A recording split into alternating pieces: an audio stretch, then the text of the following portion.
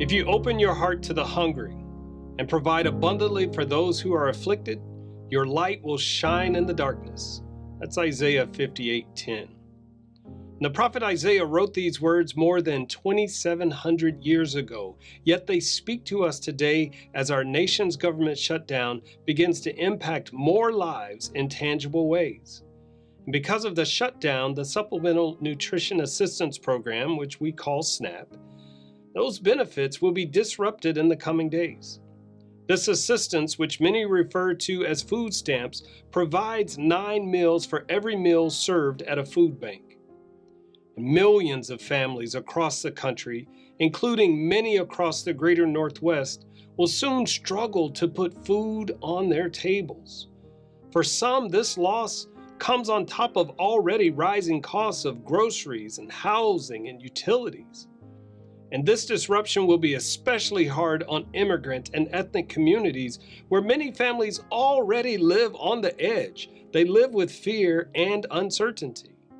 And already we're seeing stories on the news of food banks being overrun by families anticipating the loss of SNAP benefits. And parents are worried about how they will feed their young children. And while we cannot solve this crisis alone, we can respond with compassion and creativity in our own neighborhoods. The impact of the shutdown will be felt locally, in schools, at food banks, and even within our congregations. That's why I'm encouraging our churches and ministries to look around and ask, how can we show up for our neighbors right now?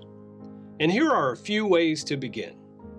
We can give generously and support your church's outreach ministries or local partners who provide food and shelter. Even small gifts make a difference. Whether you donate $1, $5, $10, or $10,000, all of them move us closer to everyone having food and everyone having shelter. You can show up. You can volunteer where help is needed most. Many meal programs, food pantries, and shelters are already experiencing great demand. Check on one another. Reach out to neighbors and church members who may be struggling quietly. Listen, encourage, and connect with them to help. Collaborate locally.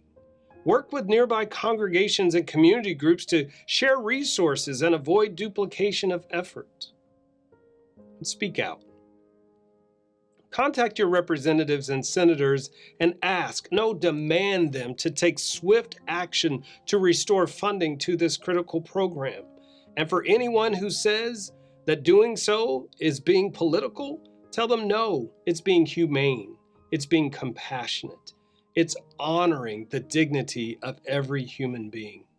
For when we open our hearts and provide abundantly to those in need, we testify to the love we know that God has for us all. So may we be a light in this current darkness, ready partners in meeting real needs, guarding dignity, and restoring hope. So I remind you again of the words from the prophet Isaiah. For if you open your heart to the hungry and provide abundantly for those who are afflicted, your light will shine in the darkness.